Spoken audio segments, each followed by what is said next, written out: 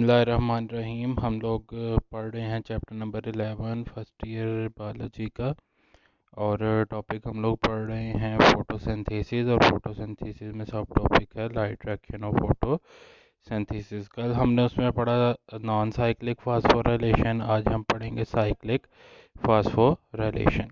Cyclic phosphorylation क्या होती है, ये आपके सामने एक डायग्राम दिखाई गई है बुक वाली। इस डायग्राम के अकॉर्डिंग आप लोग देखें तो ये फोटो सिस्टम 2 है, ये फोटो सिस्टम 1 है। और ये दोनों फोटो सिस्टम जो हैं ये कहाँ पे हैं, ये दोनों फोटो सिस्टम जो है थैलाकॉइड मेम्ब्रेन में। अब पीछे हमने ये देखा कि जो नॉर्मल पाथवे था वो ये था कि फोटो सिस्टम 2 जो है उससे इलेक्ट्रॉन जो है वो जंप करते हैं, फोटो सिस्टम 2 से। और प्राइमरी इलेक्ट्रॉन रिसेप्टर के पास जाते हैं, प्राइमरी इलेक्ट्रॉन रिसेप्टर से प्लास्टोकाइनोन के पास जाते हैं, फिर साइटोक्रोम कम्प्लेक्स, फिर प्लास्टोसायनिन, फिर फोटो सिस्टम 1 के पास चले जाते हैं। और यहाँ से जो इलेक्ट्रॉन गए होते हैं प्राइमरी इलेक्ट्रॉन रिसेप्टर के पास, वो आगे फेरिडोक्सिन प्रोटीन के पास जाते हैं। और फिर ये NADPH जो है ये यहाँ पे NADPH बन जाता है, NADP जो है रिडक्शन हो जाती है। ये तो थी cyclic phospho non cyclic phosphorylation. अब यहाँ क्या हो रहा है, यहाँ पे ये जो फेरिडोक्सिन प्रोटीन है वो यहाँ पे भी है, इस पोजीशन की बजाय इस पोजीशन पे है।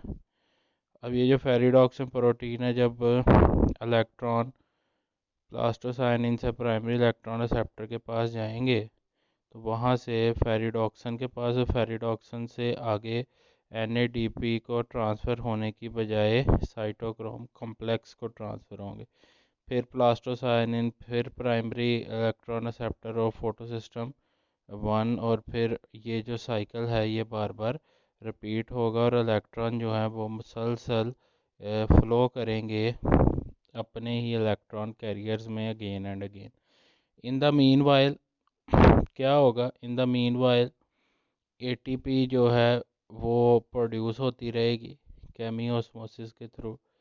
तो ये जो फिनोमेना है जिसमें इलेक्ट्रॉन एक साइकिल में फ़्लो करते रहेंगे, लेकिन दो साइड पे ATP की प्रोडक्शन भी होती रहेगी ATP से, ये कहलाती है non cyclic cyclic phosphorylation. Under certain conditions photo excited electron take an alternate pathway called cyclic electron flow. This pathway use photosystem 1 but not photosystem 2. Possibly it happens when the chloroplast runs low on ATP. जब ATP कम होती है और NADPH already काफ़ी ज़्यादा होता है, तो ये वो कंडीशन होती है जब पौधा जो है उसमें लाइट रिएक्शन जो है वो नॉन साइक्लिक पाथवे जो है उसके थ्रू चलता है। इसमें वो आगे सारी वही डिटेल दी हुई है कि जो इलेक्ट्रॉन्स हैं वो प्लास्टोसाइनिन से होते हुए फोटो सिस्टम 1, और फोटो सिस्टम 1 जो है उससे फिर प्राइमरी इलेक्ट्रॉन रिसेप्टर, फिर फेरिडोक्सिन, फिर साइटोक्रोम कम्प्लेक्स, फिर प्लास्टोसाइनिन, फिर फोटो सिस्टम 1, फिर फोटो सिस्टम 1 के प्राइमरी रिसेप्टर इलेक्ट्रॉन्स का, फिर फेरिडोक्सिन। तो इसी सर्कल में, इसी पाथवे में घूमते रहते हैं इलेक्ट्रॉन, लेकिन दूसरी तरफ ATP प्रोड्यूस होती रहती है ATP सिंथेज एंजाइम पे। तो ये कहलाता है नॉन साइक्लिक फास्फोराइलेशन। आगे बड़ा इंपॉर्टेंट टॉपिक है जिसे हम लोग केमियोस्मोसिस कहते हैं, और ये साइक्लिक और नॉन साइक्लिक दोनों तरह की फास्फोराइलेशंस में ये फिनोमेना होता रहता है। ये इसकी डायग्राम से हम समझेंगे। ये जो आपको नज़र आ रही है ये वाली मेम्ब्रेन सारी, ये थैलाकॉइड मेम्ब्रेन है, और ये बिल्कुल प्लाज्मा मेम्ब्रेन जैसी ही होती है। इसमें लगी हुई डिफरेंट जो प्रोटीन्स हैं, ये फोटो सिस्टम है, ये बाकी के इलेक्ट्रॉन कैरियर्स हैं। और ये फोटो सिस्टम 1 है, ये इलेक्ट्रॉन कैरियर्स हैं। तो यहाँ पे इलेक्ट्रॉन्स का फ़्लो तो हो रहा है इस सारे फिनोमेना में, लेकिन दूसरी तरफ क्या हो रहा है, हमारा जो कंसर्न है वो यहाँ पे इस पोर्शन के साथ है। ये जो आपको स्ट्रक्चर नज़र आ रही है ये भी एक प्रोटीन है जो एम्बेडेड है plasma membrane, sorry, thylakoid membrane में।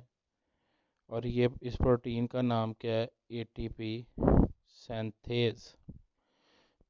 ये ऐसी प्रोटीन है जो एटीपी प्रोडक्शन में अपना रोल प्ले करती है। एटीपी कैसे बनती है? एटीपी बनती है एडीपी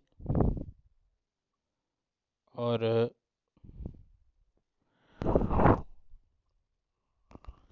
एडीपी और फास्फेट के मिलने से एटीपी बनती है।